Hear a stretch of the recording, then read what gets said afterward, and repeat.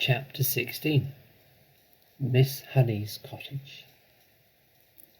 Miss Honey joined Matilda outside the school gates, and the two of them walked in silence through the village high street.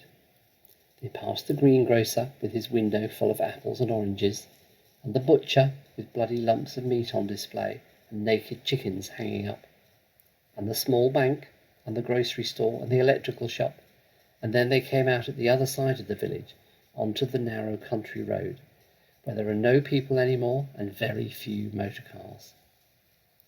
Now they were alone. Matilda all of a sudden became wildly animated. It seemed as though a valve inside her had burst and a great gush of energy was being released. She trotted beside Miss Honey with wild little hops, and her fingers flew as if she would scatter them to all four winds, and her words went off like fireworks. With terrific speed. It was Miss Honey this and Miss Honey that, and Miss Honey, I do honestly think I could move anything in the world, not just tipping over glasses and little things like that. I feel I could topple tables and chairs, Miss Honey. Even when people are sitting on the chairs, I think I could push them over. And bigger things too, much bigger things than chairs and tables. I only have to take a moment to get my eyes strong, and then I can push it out, this strongness, at anything, so long as I'm staring at it hard enough. I have to stare at it very hard, Miss Honey, very, very hard. And then I can feel it all happening behind my eyes. And my eyes get hot just though they're burning. But I don't mind that in the least, Miss Honey. Calm yourself down, child, calm yourself down, Miss Honey said. Let's not get ourselves too worked up so early in the proceedings.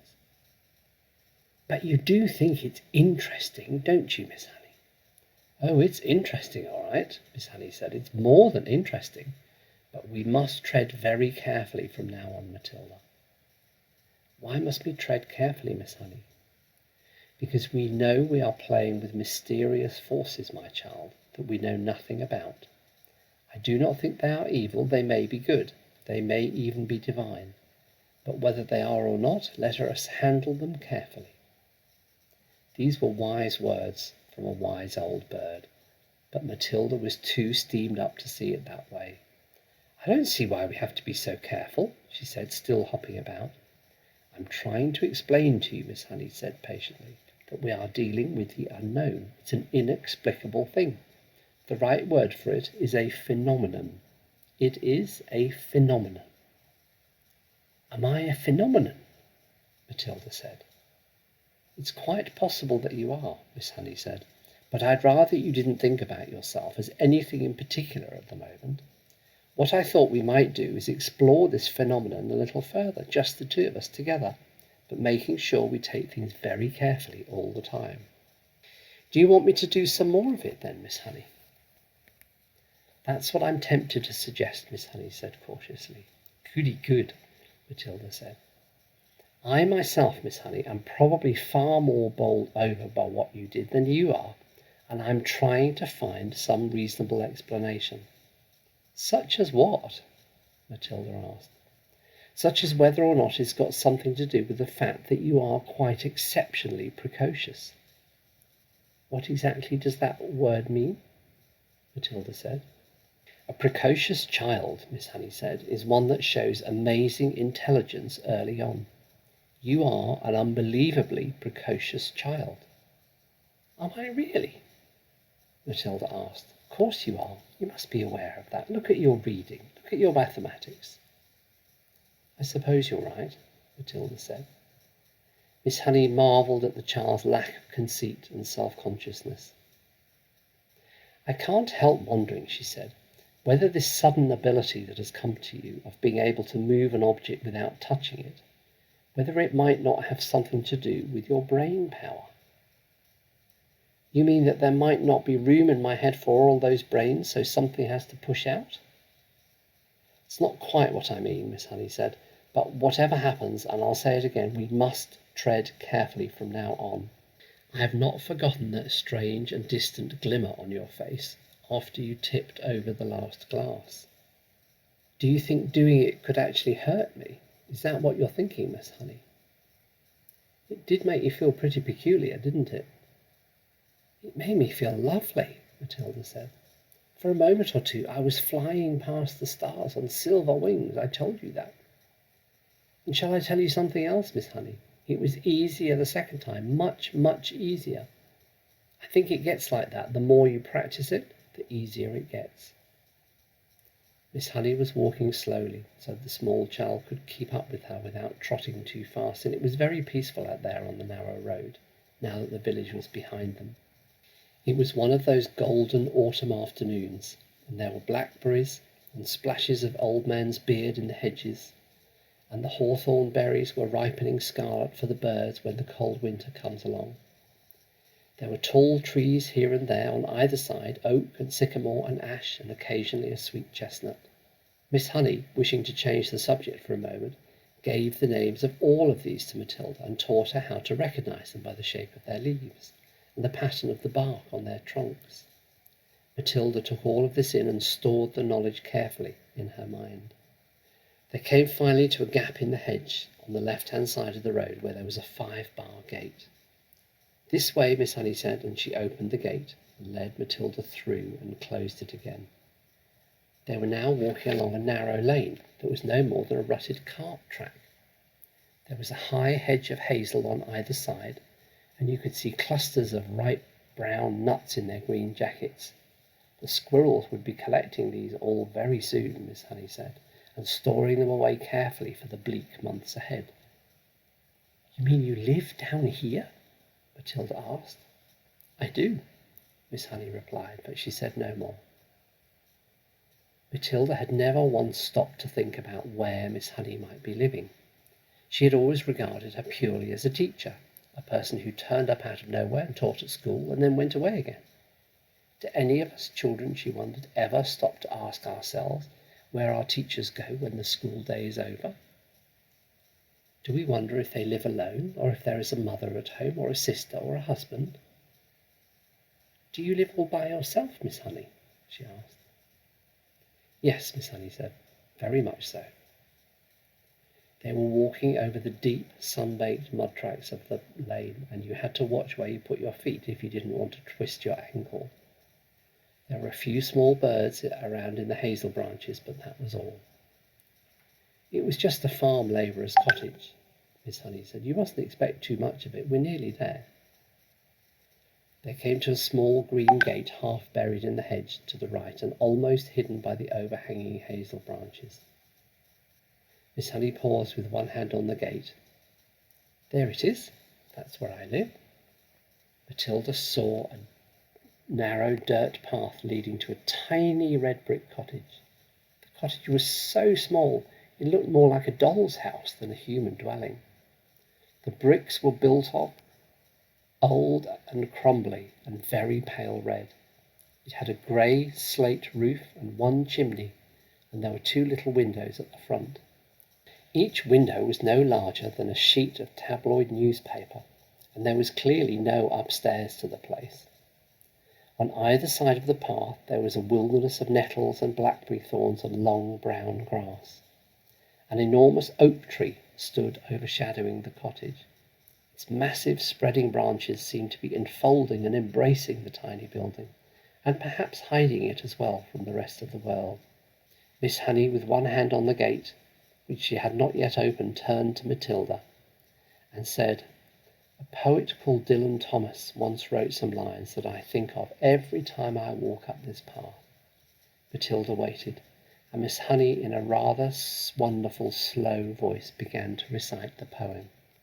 "Never and never, my girl riding far and near, in the land of the heartstone tales and spelled asleep, fear or believe that the wolf in the sheep-white hood, loping and bleating roughly and blithely, shall leap, my dear, out of a lair in the flocked leaves in the dew-dipped year, to eat your heart in the house in the rosy wood." There was a moment of silence, and Matilda, who had never before heard great romantic poetry spoken out loud, was profoundly moved. "It's like music," she said. "It is music," Miss Honey said. And then, as though embarrassed at revealing such a secret part of herself, she quickly pushed open the gate and walked up the path. Matilda hung back. She was a bit frightened of this place now. It seemed so unreal and remote and fantastic and so totally away from this earth. It was like an illustration in Grimm or Hans Andersen. It was like the house where the poor woodcutter lived with Hansel and Gretel, and where Red Riding Hood's grandmother lived, and also the house of the 7 dwarfs and the 3 bears and all the rest of them. It was straight out of a fairy tale. "Come along, my dear," Miss Honey called back. Matilda followed her up the path. The front door was covered with flaky green paint and there was no keyhole. Miss Honey simply lifted the latch and pushed the door open and went in. Although she was not a tall woman, she had to stoop low to get through the doorway. Matilda went after and found herself in what seemed like a dark, narrow tunnel. "You can come through to the kitchen and help me make tea," Miss Honey said, and she led the way along the tunnel into the kitchen. That is, if you could call it a kitchen. It was not much bigger than a good-sized clothes cupboard, and there was one small window in the back wall, with a sink under the window, but there were no taps over the sink. Against another wall there was a shelf, presumably for preparing food, and there was a single cupboard above the shelf. On the shelf itself there stood a primus stove, a saucepan, and a half-full bottle of milk. A primus is like a little camping stove that you fill with paraffin and you light it at the top, and then you pump it to get the pressure from the flame.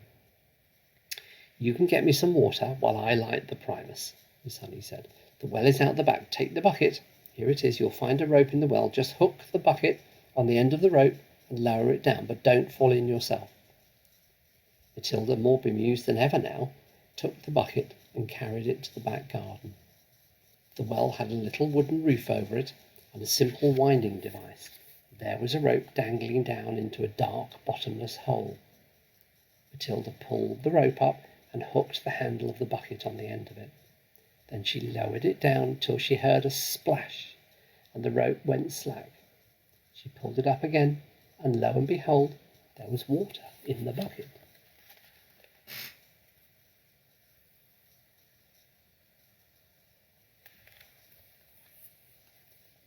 "Is this enough?" she asked, carrying it in.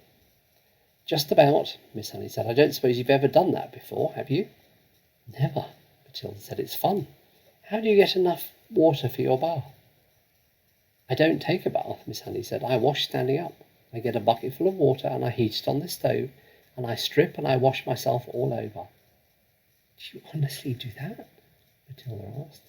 "Of course I do," Miss Honey said. "Every poor person in England used to wash that way until not so very long ago, and they didn't have a primus. They had to heat the water over the fire in the hearth."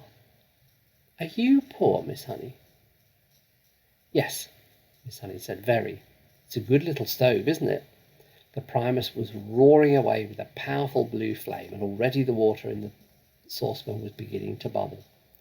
Miss Honey got a teapot from the cupboard and put some tea leaves into it. She also found half a loaf of brown bread. She cut 2 thin slices, and then from a plastic container she took some margarine and spread it on the bread. Margarine, Matilda thought. She really must be poor. Miss Honey found a tray, and on it she put 2 mugs, the teapot, the half bottle of milk, and a plate with the 2 slices of bread. "I'm afraid I don't have any sugar," she said. "I never use it." "That's all right," Matilda said. In her wisdom, she seemed to be aware of the delicacy of the situation, and she was taking great care not to say anything to embarrass her companion. "Let's have it in the sitting room," Miss Honey said, picking up the tray and leading the way out of the kitchen and down the dark little tunnel into the room at the front. Matilda followed her, but just inside the doorway of the so-called sitting room she stopped and stared around her in absolute amazement. The room was as small and square and bare as a prison cell. The pale daylight that entered came from a single tiny window in the front wall, but there were no curtains. The only objects in the entire room were 2 upturned wooden boxes that served as chairs, and a third box between them as a table. That was all. There was no pictures on the walls, no carpet on the floor, only rough, unpolished wooden planks, and there were gaps between the planks where dirt and bits of grime had gathered. The ceiling was so low that with a jump Matilda could nearly touch it with her fingertips. The walls were white, but the whiteness didn't look like paint. Matilda rubbed her palm against it and a white powder came off. It was whitewash, the cheap stuff that they use in cowsheds and stables and henhouses. Matilda was appalled. Was this really where her neat and trimly dressed schoolteacher lived? Was this all she had to come back to after a day's work? It was unbelievable. And what was the reason for it? There was something very strange going on around here, surely. Miss Honey put the tray down on one of the upturned boxes. "Sit down, my dear, sit down," she said. "We'll have a nice hot cup of tea. Help yourself to bread. Both slices are for you. I never eat anything when I get home. I have a good old tuck-in at school lunch, and that keeps me going until the next morning." Matilda perched herself carefully on an upturned box, and more out of politeness than anything, she took a slice of bread and margarine and started to eat it. At home she would have probably been having buttered toast and strawberry jam, and probably a piece of sponge cake to round it off. And yet this was somehow far more fun. There was a mystery here in this house, a great mystery, there was no doubt about that, and Matilda was longing to find out what it was. Miss Honey poured the tea and added a little milk to both cups. She appeared to be not in the least ill at ease, sitting on an upturned box in a bare room, and drinking tea out of a mug that she balanced on her knee. "You know," she said, "I've been thinking very hard about what you did with that glass. It is a great power you have been given, my child, you know that." "Yes, Miss Honey, I do," Matilda said, chewing her bread and margarine. "As far as I know," Miss Honey went on, "no one else in the history of the world has been able to compel an object without touching it or blowing it or using any outside help at all." Matilda nodded, but said nothing. "The fascinating thing," Miss Honey said, "would be to find out the limit of this power of yours. Oh, I know you think you can move just about anything there is, but I have my doubts about that." "I'd love to try something really huge," Matilda said. "What about distance?" Miss Honey asked. "Would you always have to be close to the thing you were pushing?" "I simply don't know," Matilda said, "but it would be fun to find out."